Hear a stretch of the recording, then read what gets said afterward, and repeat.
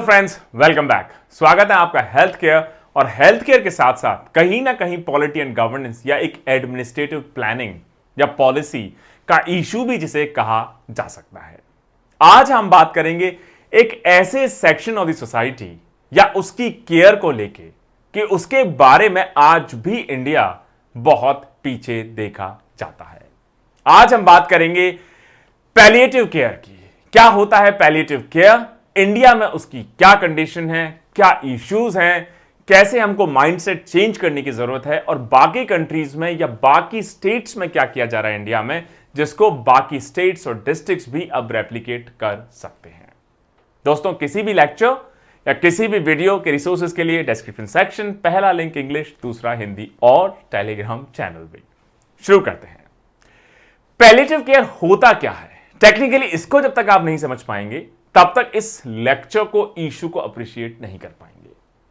Palliative care होता है कि केयर ऐसे लोगों का जो टर्मिनली इल हैं, मतलब इतने ज्यादा बीमार हैं, हो सकता है ओल्ड एज की वजह से हो, या मान लीजिए किसी को कैंसर हो गया हो जिसको अब ट्रीट नहीं किया जा सकता, या किसी को ब्रेन ट्यूमर हो गया हो जिसको शायद ट्रीट ना किया जा सके। इसके अलावा और भी बहुत सारे टर्मिनल इलनेस हो सकती हैं जो बियॉन्ड ट्रीटमेंट कई बार हो जाती हैं, ऐसी स्टेज पर पहुंच जाते हैं। लेकिन ह्यूमन नेचर है कि जब तक फाइनल होप खत्म ना हो जाए, इंसान कोशिश करता है, डॉक्टर्स कोशिश करते हैं, हम डॉक्टर्स को इंसिस्ट करते हैं कि डॉक्टर साहब प्लीज कोशिश करिए, कुछ भी करिए, कितना भी पैसा लगाना लगाइए, लेकिन इनका इलाज कर दीजिए, ये ठीक हो जाए। डॉक्टर्स को कहीं ना कहीं टेक्निकली पता होता है कि शायद अब सिचुएशन उनके हाथ से भी बाहर है, लेकिन फिर भी इस ह्यूमन इमोशन की वजह से, अटैचमेंट की वजह से या कल्चर की वजह से वो भी अपना कुछ ना कुछ करने में लगे रहते हैं। तो इसमें क्या बुरी बात है? कोई बुरी बात नहीं, लेकिन इसका इंपैक्ट ये होता है कि कई बार जो टर्मिनली इल पेशेंट्स हैं और ऐसे टर्मिनली इल पेशेंट्स को कैसे डील करना चाहिए, डील का मतलब है इलाज तो करना ही चाहिए, लेकिन इलाज के बजाय कैसे उनकी केयर करनी चाहिए, इस पे ज्यादा फोकस होना चाहिए। अभी इंडिया का जो हेल्थ केयर सिस्टम है, हमारा जो अप्रोच है, एटीट्यूड है, वो है कि कैसे हम उसको ठीक करें, डायग्नोज करें और उस इलनेस को हम वापस से क्योर कर लें। उसके बजाय क्यों ना एटीट्यूड को शिफ्ट करके हम केयर की तरफ ले जाएं कि अगर हमें पता है कि कैंसर ऑलरेडी एक सर्टेन स्टेज को क्रॉस कर चुका है, आप कितनी भी कीमो कर लीजिए, कीमोथेरेपीज कर लीजिए, वो रिवाइव नहीं हो सकते। उनकी एज नहीं है, इतने सारे कीमो ट्रीटमेंट के बाद ऑलरेडी उनकी काफी कंडीशन खराब है, बॉडी और शायद एक कीमो सेशन ना ले पाए, तो क्यों ना उनके जो लास्ट दिन हैं उसको ऐसी केयर दी जाए कि एक डिग्निफाइड डेथ हम इंश्योर कर सकें। क्योंकि अगर आप एक और कीमो देने की कोशिश करेंगे, कोई और आप मेडिकेशन देने की कोशिश करेंगे, हो सकता है उनकी बॉडी उसको टॉलरेट ना कर पाए, उनको और कहीं ज्यादा दर्द हो, पेन हो उसकी वजह से। तो जब आप इस बात को समझ जाएंगे तो शायद आपका शिफ्ट, एटीट्यूड, फोकस चेंज होना शुरू हो जाए, शिफ्ट होना शुरू हो जाए कि चाहे कुछ हो जाए, लास्ट मोमेंट तक हमें इलाज करना ही है, रिवाइव करना ही है। एक और सेशन कीमोथेरेपी का कर दीजिए, डॉक्टर साहब ये दवाई और दे दीजिए, कुछ भी करिए, एक बोतल और चढ़ा दीजिए।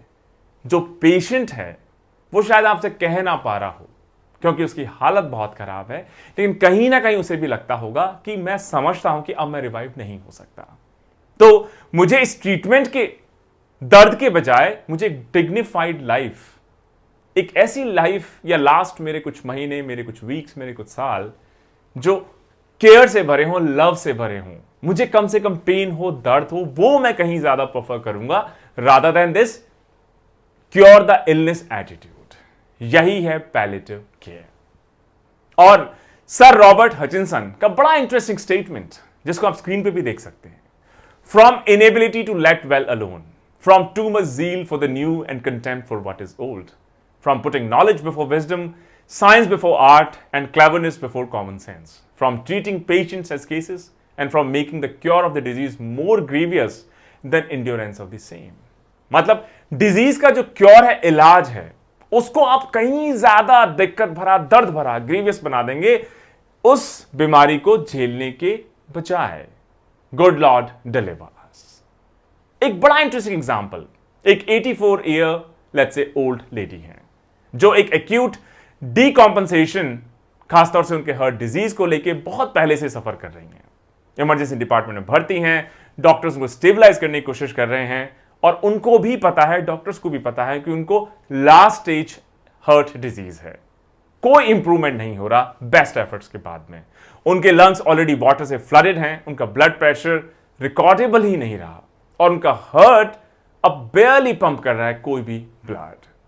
उनको एडमिट किया गया कार्डियोलॉजिस्ट कई सारे पहले ओकेजन्स में भी, लेकिन यह बहुत ज्यादा सिग्निफिकेंटली वर्सनिंग सिचुएशन है, ये पुअर प्रोग्नोसिस है। उनका उनकी डेथ तक इलाज करते रहना क्या सही अप्रोच होगा या कोई और ऑल्टरनेटिव पाथ या तरीका हम सोच सकते हैं? यही क्वेश्चन है आज के पूरे डिस्कशन का, पैलेटिव केयर का। कैसे हम उस टाइम वो जजमेंट लेंगे, डिसीजन लेंगे जब किसी इलनेस का जो ट्रीटमेंट है वो ट्रीटमेंट कहीं ज्यादा अनबेरेबल हो जाए, सहन करने लायक ना बचे, बीमारी का जो खुद का दर्द है उसके बजाय, मतलब बीमारी से जो दर्द होगा वो कहीं ज्यादा कम हो, लेकिन उसका जो इलाज है वो कहीं ज्यादा दर्ददायक चला जाए, तो ऐसे स्टेज में क्या इलाज करना, इलाज करते रहना लास्ट सांस तक, क्या सही अप्रोच है? क्या है पैलेटिव केयर? एक बार फिर से सवाल, हर ह्यूमन का राइट है कि उनकी जो डेथ हो एक डिग्निफाइड डेथ हो। हमारा कॉन्स्टिट्यूशन भी कहता है, आर्टिकल 21, राइट टू लाइफ, जिसमें राइट टू डिग्निफाइड डेथ भी इंक्लूडेड है। कई बार बहुत सारे जो टर्मिनली इल पेशेंट्स होते हैं वो पैलेटिव केयर की कमी की वजह से लार्ज तक इलाज करवाते करवाते बड़ी दर्दनाक मौत नसीब करते हैं, अनफॉर्चुनेट। और unfortunately across the globe and across India ये जो टर्मिनली इल पीपल हैं, पेशेंट्स हैं, इनकी जो नंबर्स हैं ये साल के बाद साल, साल के बाद साल बहुत तेजी से और बढ़ते चले जा रहे हैं। इसीलिए क्वेश्चन उठ के आता है कि क्यों ना अब कुछ ऐसा किया जाए, चीजें बदली जाए, व्यवस्था को समझा जाए, अलग टाइप की पॉलिसी लाई जाए, ट्रेनिंग दी जाए, एटीट्यूड्स को चेंज किया जाए, थॉट प्रोसेस को चेंज किया जाए, जिससे जो क्वालिटी ऑफ लाइफ है ऐसे टर्मिनली इल पेशेंट्स की और ऐसे लोग जो उनका इलाज करने में, केयर करने में इन्वॉल्व हैं, दोनों ही सेक्शंस की लाइफ को थोड़ा सा बेटर बनाया जा सके। इंडिया में भी जैसे जैसे हमारी पॉपुलेशन बढ़ रही है और जैसे जैसे ओल्ड एज की संख्या हमारे यहां बढ़ती चली जा रही है, उसके साथ साथ ऐसी डिजीजेस जो लाइफ लिमिटिंग है, मतलब उसके बाद उनका इलाज नहीं हो पाएगा, ऐसे लोगों का नंबर इंडिया में भी अब्रॉड भी तेजी से एक्सपोनेंशियली बढ़ता हुआ देखा चला जा रहा है। और कई बार ऐसे पेशेंट्स के पास ऐसे ट्रीटमेंट ऑप्शंस जो मीनिंगफुल हों या उस इलाज को क्योर कर सकें, उस बीमारी को क्योर कर सकें, ऐसे ऑप्शंस बच ही नहीं जाते। तो पैलेटिव केयर एक इंटरडिसिप्लिनरी अप्रोच है और जिसका अल्टीमेट एम यह है कि जो टर्मिनली इल पेशेंट्स हैं उनकी लाइफ और जो केयर गिवर्स हैं जो उनका ध्यान रख रहे हैं, उनका इलाज करने की कोशिश कर रहे हैं, जो लोग इन्वॉल्व हैं इस पूरे केयर गिविंग एक्सरसाइज में, उनकी भी लाइफ को थोड़ा बेटर बनाया जा सके। यही है पैलेटिव केयर। ये physical, emotional, psychological, spiritual, rehabilitative interventions का एक पैकेज आप समझ लीजिए। और अगर इंडिया में हम देखें तो हर साल रफली 5.4 मिलियन, मतलब रफली 55 लाख के आसपास ऐसे पेशेंट्स हैं जिनको पैलेटिव केयर की जरूरत है। लेकिन कितने ऐसे पेशेंट्स होंगे जिनको एक्चुअली पैलेटिव केयर मिल पाती है हमारे देश में? 5.4 मिलियन, रफली 54 लाख पॉपुलेशन, लेकिन सिर्फ 1% से भी कम ही ऐसे टर्मिनली इल पेशेंट्स को पैलेटिव केयर मिल पाती है। जो कॉन्सेप्ट है पैलेटिव केयर का, इंडिया में पहली बार 1980s में इंट्रोड्यूस किया गया जब मेडिकल काउंसिल ऑफ इंडिया ने एक एमडी प्रोग्राम लॉन्च किया जिसका नाम है पैलेटिव मेडिसिन, जो कि पोस्ट ग्रेजुएट प्रोग्राम होगा। उसके बाद 2012 में एक और post graduate program on palliative care को भी मेडिकल काउंसिल ऑफ इंडिया ने लॉन्च किया। लेकिन नंबर ऑफ इंस्टीट्यूशंस या जो सीट्स हैं खासतौर से इस एमडी पैलेटिव मेडिसिन में या post graduate program on in palliative care बहुत ही कम है। हमारी जो अभी की जरूरत है या जो प्रोजेक्टेड नीड्स है कि 5 साल बाद कितने हमें ऐसे एक्सपर्ट्स चाहिए, डॉक्टर्स चाहिए, नर्सेस चाहिए पैलेटिव केयर के, वो बहुत कम है। या 10 साल बाद कितने चाहिए, उसके मुकाबले आज का जो हमारा करंट एनरोलमेंट कैपेसिटी है बिल्कुल इनएडिक्वेट है। और इस वजह से जो क्वालिटी ऑफ डेथ इंडेक्स है, मतलब देखिए डेथ के लिए भी एक इंडेक्स बना है कि क्या क्वालिटी ऑफ डेथ है, उसमें इंडिया की क्या रैंकिंग होगी। 81 कंट्रीज में से 59, मतलब बहुत खराब मानी जाती है इंडिया में जिस तरीके से जनरल पॉपुलेशन की फाइनल डेथ होती है। और जो अभी की सिचुएशन है पैलेटिव केयर सर्विसेज की इंडिया में, वो इनसफिशिएंट हेल्थ केयर इंफ्रास्ट्रक्चर की वजह से ट्रेन्ड हेल्थ केयर प्रोवाइडर्स हमारे यहां बहुत कम है। इसके अलावा जो एटीट्यूड है, अनइन्फॉर्म्ड है, लैक ऑफ अवेयरनेस है, चाहे वो पेशेंट्स हो, चाहे उनके फैमिली मेंबर्स हो या केयर गिवर्स हो, तीनों ही इंपॉर्टेंट स्टेक होल्डर्स के साथ चैलेंजेस हैं। जैसे हेल्थ इंफ्रास्ट्रक्चर को देखते हैं कि अभी भी ज्यादातर जो पेशेंट्स हैं, खासतौर से टर्मिनली इल, जिनको पैलेटिव केयर की जरूरत है, क्योंकि हमारे पास palliative care infrastructure almost non existent है। और जैसा हमने कहा कि हर साल 5.4 मिलियन पॉपुलेशन को इसकी जरूरत है, लेकिन 1% से भी ज्यादा हम अवेलेबल नहीं करवा पाते वेस्टर्न कंट्रीज के मुकाबले। इस वजह से ज्यादातर टर्मिनली इल जो पेशेंट्स होते हैं वो फाइनली जो टर्शियरी केयर हॉस्पिटल्स होते हैं, डिस्ट्रिक्ट हॉस्पिटल्स हो सकते हैं, बड़े हॉस्पिटल्स हो जाते हैं, उनके पास कोई ऑप्शन नहीं है लेकिन वहां आके एडमिट होने के अलावा, मतलब उनकी ज्यादातर की डेथ फाइनली जो टर्शियरी केयर हॉस्पिटल्स हैं उनमें ही होती है। जो बड़े टर्शियरी रेफरल सेंटर्स हैं इंडिया में, इस वजह से ओवरबर्डन हो जाते हैं। कई बार जितनी कैपेसिटी होती है उससे ज्यादा वो एडमिट कर लेते हैं, और कई बार जो हमारे हेल्थ केयर रिसोर्सेज हैं, प्रोफेशनल्स हैं, वो बाकी चीजों को अटेंड करने के बजाय ये जो टर्मिनली इल पेशेंट्स हैं अलग अलग स्टेट से, उनको अटेंड करने में ही पूरी तरह एग्जॉस्ट हो जाते हैं। तो अगर टर्मिनली इल पेशेंट्स में ही आप सारे रिसोर्सेज, ज्यादातर रिसोर्सेज आप लगा देंगे, तो ऐसे पेशेंट्स जो शायद इलाज करने से ठीक हो जाएं, उनको आप अटेंड नहीं कर पाएंगे। और इसका बड़ा रीजन है कि हमारा जो हेल्थ इंफ्रास्ट्रक्चर है वो बेसिक पैलेटिव केयर सर्विसेज को अभी भी बहुत वैल्यू नहीं करता। कंट्री में ऑलमोस्ट लैक है, कंप्लीटली अनअवेयरनेस है और non existent health care palliative care services infrastructure आप कह सकते हैं। और इसकी वजह से पेशेंट्स हो या ऐसे डॉक्टर्स या केयर गिवर्स हो जो इस पैलेटिव केयर में इन्वॉल्व हैं टर्शियरी केयर हॉस्पिटल्स में, वो फटीग हो जाते हैं, बर्नआउट हो जाते हैं। पूरी हेल्थ केयर टीम तो इंप्रॉपर यूज इंफ्रास्ट्रक्चर का कि ऐसे लोगों के लिए अलग से इंफ्रास्ट्रक्चर होना चाहिए rather than tertiary care hospitals में, प्लस रिसोर्सेज का भी, क्योंकि अगर हम सारे हेल्थ केयर इंफ्रास्ट्रक्चर को टर्मिनली इल पेशेंट्स के इलाज में लगा देंगे, केयर में लगा देंगे, तो ऐसे पेशेंट्स जिनको हम शायद ठीक कर दें इलाज करके, उनके लिए ना हमारे पास टाइम बचेगा, ना रिसोर्सेज बचेंगे, ना बेड्स बचेंगे, ना हॉस्पिटल बचेंगे, ना डॉक्टर्स बचेंगे, ना नर्सेस बचेंगे। पैलेटिव केयर सर्विसेज जो हैं उनके लिए टेक्निकली अगर आप ग्लोबल बेस्ट प्रैक्टिसेस देख लें तो टर्शियरी केयर फैसिलिटीज की कोई जरूरत नहीं है। ऐसे ज्यादातर पेशेंट्स को आप लोकल जो सेकेंडरी केयर हॉस्पिटल्स हैं, मतलब आपके जो कम्युनिटी हेल्थ सेंटर्स हैं, फॉर एग्जांपल सीएससी जिनको बोला जाता है, वहां पर भी आप बिल्कुल अच्छे से ट्रीट कर सकते हैं। वो कॉस्ट इफेक्टिव हो सकता है, कहीं ज्यादा एफिशिएंट हो सकता है हमारे हेल्थ केयर रिसोर्सेज का।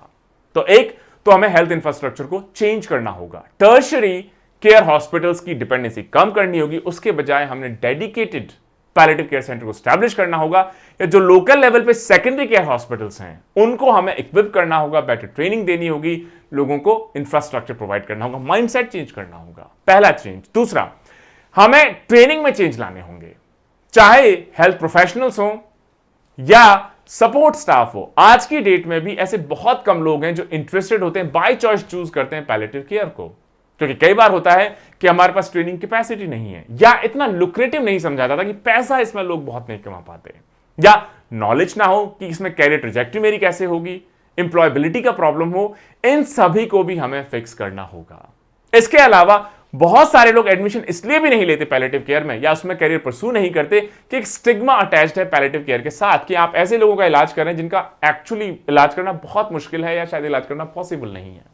और कई बार लोग ये समझेंगे कि जो फिजिशियन है आप अच्छे फिजिशियन नहीं है, क्योंकि जिस भी पेशेंट का आप ट्रीटमेंट करते हैं उसमें से ज्यादातर की फाइनली डेथ हो जाती है। वो समझ नहीं पाएंगे कि आप एक्चुअली क्योर करने की कोशिश नहीं कर रहे हैं, आप केयर करने की कोशिश करें, क्योंकि वो टर्मिनली इल हैं, वो ऑलरेडी ऐसी स्टेज पे पहुंच चुके हैं जिन पे इलाज कर पाना बहुत मुश्किल है। तो लोग कहेंगे you are not doing anything, तो आपकी रेपुटेशन शायद खराब हो जाए। तो ये ट्रेनिंग में चेंज, माइंडसेट में चेंज। इसके अलावा जो मेडिकल एजुकेशन है, उसके बाद के जो एग्जाम्स हैं, ट्रीटमेंट ऑफ डिजीजेस हैं, उसमें यही पढ़ाया जाता है कि डॉक्टर तो बनता इसलिए कि फाइनली वो बीमारी का इलाज कर दे। पैलेटिव केयर में माइंडसेट नहीं चल पाएगा, क्योंकि टर्मिनली इल पेशेंट्स हैं, ऑलरेडी एंड गेम तक ऑलमोस्ट पहुंच गए हैं, तो हो सकता है आप क्योर ना कर पाए। आपका फोकस क्योर के साथ साथ या क्योर के बजाय कुछ केसेस में केयर पे होना चाहिए कि उस डेथ को मैं आसान कैसे बनाऊं, कम दर्दनाक कैसे बनाऊं। तो इस वजह से जो डॉक्टर्स हैं, सपोर्ट स्टाफ है, उनके अंदर भी एक डीमोटिवेटिंग फीलिंग हो सकती है कि हम जिसको भी ट्रीट करते हैं वो लास्ट में फाइनली नहीं बच पाते हैं। इनएप्टीट्यूड की फीलिंग भी हो सकती है यंग डॉक्टर्स में भी और जो दूसरे लोग उनको देख रहे हैं उनमें भी, क्योंकि हम क्योर नहीं कर पा रहे हैं। तो ये माइंडसेट चेंज करना होगा, ये एटीट्यूड चेंज करना होगा। जैसे रॉबिन विलियम्स ने कहा एक मूवी पैच एडम्स, जिसमें कहा है कि if you treat a disease you win, you lose, you treat a person I guarantee you will win no matter what the outcome is. मतलब अगर आप डिजीज को ट्रीट करने की कोशिश करेंगे, हो सकता है आप जीत जाएं, आप हार जाएं, अगर हो सकता है वो डिजीज ट्रीटेबल हो सकता है ना हो पाए, लेकिन आप पर्सन को ट्रीट करेंगे डिजीज के बजाय तो आप हमेशा जीतेंगे। अगर मान लीजिए वो डिजीज क्योर भी ना हो पाए तो कम से कम उस पर्सन को हम एक डिग्निफाइड डेथ तो इंश्योर करवा पाएंगे। इसको हमें अब मेडिकल स्कूल्स का करिकुलम में शुरुआत से ही इन्वॉल्व करना होगा। तो दूसरा या तीसरा बड़ा चेंज। चौथा, एटीट्यूड चेंज करने होंगे। हमें एटीट्यूड्स अब चेंज करने होंगे। पैलिएटिव केयर को अब हमें परसीव करना होगा गिविंग अप ऑन केयर, चाहे वो पेशेंट हो या उनकी फैमिली हो। और ये परसेप्शन कई बार ऐसा होता है, जैसे थोड़ी देर पहले हमने डिस्कशन किया, ये ह्यूमन नेचर है, ह्यूमन अटैचमेंट है, ये इमोशन है कि जब तक लास्ट उम्मीद खत्म ना हो जाए आप कुछ ना कुछ कोशिश करते ही रहेंगे। जैसे केमोथेरेपी का एक सेशन और हो जाए, एक सर्जरी और हो जाए, रेडिएशन का एक और डोज हो जाए, बेनिफिशियल है या नहीं है फर्क नहीं पड़ता। और कई बार ऐसा भी होता है कि ऐसी स्टेज पर आप पहुंच जाएंगे कि ये सारे जो और फ्यूचर इंटरवेंशंस हैं ये कहीं ज्यादा नुकसानदायक हो सकते हैं, कहीं ज्यादा पेनफुल हो सकते हैं, कहीं ज्यादा कॉस्टली हो सकते हैं, जो क्वालिटी ऑफ लाइफ पेशेंट की और क्वालिटी ऑफ लाइफ उनकी बाकी फैमिली की दोनों पे ही एक नेगेटिव इंपैक्ट डाल सकते हैं। तो क्या करना चाहिए? जैसे एक एमिनेंट फिजिशियन ने कहा है कि in India the poor die in agony in neglect, the middle class dies in agony in ignorance and the rich class die in agony on a ventilator. मतलब इंडिया में गरीब की जो मौत होती है वो निग्लेक्ट में ही, मतलब उस पर कोई ध्यान ही नहीं देता शायद। जो मिडिल क्लास है वो एग्नी, मतलब दुख तो है लेकिन उतनी शायद उसको नॉलेज ना हो, मतलब उसको ऊपर ध्यान तो देगा लेकिन उसको पता ही ना हो। और जो रिच क्लास है उसकी डेथ एग्नी, मतलब पेन तो सबको ही होगा, चाहे आप पुअर हो, आप मिडिल क्लास हो या रिच हो, लेकिन वो वेंटिलेटर पे, मतलब उसको सारी फैसिलिटीज मिल जाएंगी, सब कुछ मिल जाएगा। डेथ इनएविटेबल है। जो हॉस्पिटल रेफरल सिस्टम है खासतौर से टर्मिनली इल, उसको हमें अब स्टैब्लिश करना होगा कि अगर आप टर्मिनली इल पेशेंट हैं तो टर्शियरी केयर सेंटर्स को भरने के बजाय क्यों ना आप पैलिएटिव केयर सेंटर्स पे जाएं। इससे दो फायदे होंगे। हमारे जो टर्शियरी केयर सेंटर्स हैं वो अब बर्डन उन पे कम हो जाएगा, वहां पे हम ऐसे पेशेंट्स को ट्रीट कर पाएंगे जो शायद ठीक हो जाएं, क्योर हो जाएं, जिनके कहीं ज्यादा चांसेस हैं सर्वाइव करने के लिए। साथ ही साथ जो बेसिक पैलिएटिव केयर है उसकी कॉस्ट भी कम हो जाएगी, क्योंकि ऐसे पैलिएटिव केयर सेंटर्स पे बहुत ज्यादा हो सकता है आपको फैसिलिटीज ना चाहिए, बेसिक फैसिलिटीज से भी, खासतौर से आप कम्युनिटी हेल्थ सेंटर्स एक्सेट्रा उस पे भी इसको स्टैब्लिश कर सकते हैं। जैसे एक सबसे अच्छा बड़ा एग्जांपल समझा जाता है यूके का, नेशनल हेल्थ सर्विसेज का, और उन्होंने अपना जो प्राइमरी हेल्थ केयर सर्विसेज है उसी में पैलिएटिव केयर को भी इंट्रोड्यूस कर दिया है। और जो नेशनल हेल्थ सिस्टम है ये पैलिएटिव केयर को एक मल्टी डिसिप्लिनरी टीम है जिसमें डॉक्टर्स भी हैं, साइकोलॉजिस्ट भी हैं, नर्सेस हैं, उसके थ्रू कैरी आउट करते हैं। सिमिलर मॉडल इंडिया के एक स्टेट द्वारा भी फॉलो किया जा रहा है। Guess the name, Kerala. Kerala में कंट्री की सिर्फ 3% पॉपुलेशन है, लेकिन कंट्री में जितनी भी पैलिएटिव केयर सर्विसेज हैं उसका 90% से ज्यादा आप केरला में ही उसका एप्लीकेशन, उसका एग्जाम्पल्स आप उसके देखते हैं। बड़ा सक्सेसफुल माना जाता है केरला का नेबरहुड नेटवर्क इन पैलिएटिव केयर। ऐसा प्रोग्राम है जिसमें जो लोकल कम्युनिटी के वॉलंटियर्स हैं वो भी एक इंपॉर्टेंट रोल प्ले करते हैं। इसके अलावा कई सारी एनजीओज जिसे पैलियम इंडिया, परिमल स्वास्थ्य, इसके बाद cancer support, national program for palliative care NPPC, इन्होंने 2012 में नेशनल हेल्थ मिशन के अंडर पैलिएटिव केयर सर्विसेज को लॉन्च करने की कोशिश की। यह एक बीकन ऑफ होप के तौर पे देखा चला जा रहा है। इसके अलावा जो हेल्थ केयर प्रोफेशनल्स हैं उन्हें हमें और सेंसिटाइज करना होगा पैलिएटिव केयर के बारे में। पैलिएटिव केयर जो पोस्टिंग्स हैं, मेडिकल स्टाफ हो, नर्सिंग स्टूडेंट्स हो, ट्रेनिंग वर्कशॉप्स हो पैलिएटिव केयर में, जैसे ACLS या ATLS कोर्सेज जो बनाए जाते हैं, रन किए जाते हैं, नॉर्मल बाकी मेडिसिन डिफरेंट डिसिप्लिन के लिए, उनको पैलिएटिव केयर में भी रन करना होगा। इसके अलावा हमें डॉक्टर्स को एनकरेज करना होगा कि आप पैलिएटिव केयर में भी अपना कैरियर परस्यू करिए, उसमें भी आपका कैरियर बहुत अच्छा हो सकता है। इसके अलावा कैसे पैलिएटिव केयर को एक्सेस कर सकें, स्प्रेड कर सकें, अवेयरनेस को बढ़ा सकें इन सर्विसेज के थ्रू, इस पे भी इंडिया को फोकस करना होगा। आशा वर्कर्स और वॉलंटियर्स, उनको जो बेसिक मैनेजमेंट है पैलिएटिव केयर सेंटर्स का, उनको हम पढ़ा सकते हैं प्रोसीजर्स के बारे में और टर्मिनली इल पेशेंट्स के कैसे डिस्कंफर्ट को आप कम कर पाएंगे, मैनेज कर पाएंगे लोकल पीएचसीज पे, मतलब प्राइमरी हेल्थ सेंटर्स पे, या सीएचसीज पे, कम्युनिटी हेल्थ सेंटर्स पे। इसमें भी आशा वर्कर्स, वॉलंटियर्स एटसेट्रा को ट्रेन किया जाना चाहिए। एक और बड़ा अच्छा initiative, Lancet citizens commission on री इमेजिनिंग इंडियाज हेल्थ सिस्टम, ये करंटली किस तरीके से यूनिवर्सल हेल्थ केयर इंडिया में लाया जाए उस रोड मैप पे काम कर रहा है। और ये लैंसेट सिटीजन कमीशन ऑन री इमेजिनिंग इंडियाज हेल्थ सिस्टम का जो मैंडेट है, या इसका जो स्कोप है, या जो इसकी एक्सपेक्टेशन है, वो ये भी है कि ये ऊपर अभी थोड़ी देर पहले जो सारे इश्यूज हमने डिस्कस किए कि कैसे पैलेटिव हेल्थ केयर इंफ्रास्ट्रक्चर को लाया जाए, ट्रेनिंग्स को कैसे चेंज किया जाए, अवेयरनेस को कैसे चेंज किया जाए, एटीट्यूड्स को कैसे चेंज किया जाए, एनरोलमेंट को कैसे चेंज किया जाए, डॉक्टर्स को एक अच्छे करियर ऑप्शन के बारे में इसको कैसे परस्यू करवाया जाए, लोकल लेवल पे एनजीओस के थ्रू या लोकल कम्युनिटी वॉलंटियर्स को कैसे इन्वॉल्व किया जाए, इन सारे इश्यूज, सारे सॉल्यूशंस को लेते हुए ये कोशिश कर रहे हैं कि कैसे हम पैलेटिव हेल्थ केयर, उसकी अवेलेबिलिटी, उसकी यूटिलाइजेशन को इंप्रूव करवा पाएंगे इंडिया में। और ये ऐसा माना जाता है कि लैंसेट का सिटीजन्स कमीशन ऑन री इमेजिनिंग इंडियाज हेल्थ सिस्टम, ये शायद पहला कमीशन है लैंसेट की तरफ से जो पूरी तरह इंडिया के हेल्थ केयर सिस्टम के लिए डेडिकेटेड है। और इसमें चाहे एकेडमिया से हो, साइंटिफिक कम्युनिटी से हो, सिविल सोसाइटी से हो, प्राइवेट हेल्थ केयर से हो, बहुत सारे डिफरेंट हेल्थ रिसोर्सेज मैनेजर्स हो, अलग अलग स्टेक होल्डर्स को एक साथ लाया जा रहा है, जिसके थ्रू फुल रेंज है जो डाइवर्सिटी की, या उनका अलग अलग जो रोल है, कैसे हम यूनिवर्सल हेल्थ केयर को पहुंचा सके इंडिया में, उस पे ये लोग काम करने की कोशिश कर रहे हैं। साथ ही साथ एक और अच्छा step narcotics, drugs and psychotropic substances amendment act 2014 का है। उसमें भी गवर्नमेंट ने बड़ा अच्छा स्टेप लिया। अब जो लाइसेंस प्रैक्टिशनर्स हैं उनके लिए ऐसे ओपियोइड्स हैं, या मॉर्फिन है, या मेथाडोन है, इनको इजीली अवेलेबल करवाया जा सके क्लिनिकल यूज के लिए, ताकि जो पेशेंट सफर कर रहे हैं उनको रिलीफ दिया जा सके। उस बारे में भी इंडिया ने बड़ा अच्छा स्टेप लिया है। इसके अलावा जो आयुष्मान भारत है, वो भी एक बड़ा प्रॉमिसिंग फ्यूचर दिखाता है पैलेटिव केयर को इंडिया में लाने के डायरेक्शन में। और आयुष्मान भारत का जो एजेंडा है, उसमें पैलेटिव केयर सर्विसेज को इंडिया में 12 पैकेजेस ऑफ सर्विसेज में एक इंपॉर्टेंट पैकेज ऑफ सर्विस माना गया है। इसके अलावा एक्सक्लूसिव बजट एलोकेशंस की पैलेटिव केयर के लिए अलग से सेपरेट बजट एलोकेशंस होने चाहिए, नॉर्मल हेल्थ केयर में नहीं, ताकि सिर्फ उसी पे उसको खर्चा किया जा सके। ऐसी पॉलिसीज को भी अब इंडिया में लाना होगा, स्टेट्स को भी लाना होगा, सेंटर को भी लाना होगा। एंड फाइनली माइंड सेट्स को हमें शिफ्ट करना होगा, चेंज करना होगा, और अब हमें केयर को प्रायोरिटाइज करना होगा क्योर के बजाय। इंटरेस्टिंग टॉपिक दोस्तों, मुझे उम्मीद है आपको पसंद आया होगा। Stay tuned. जय हिंद, जय भारत।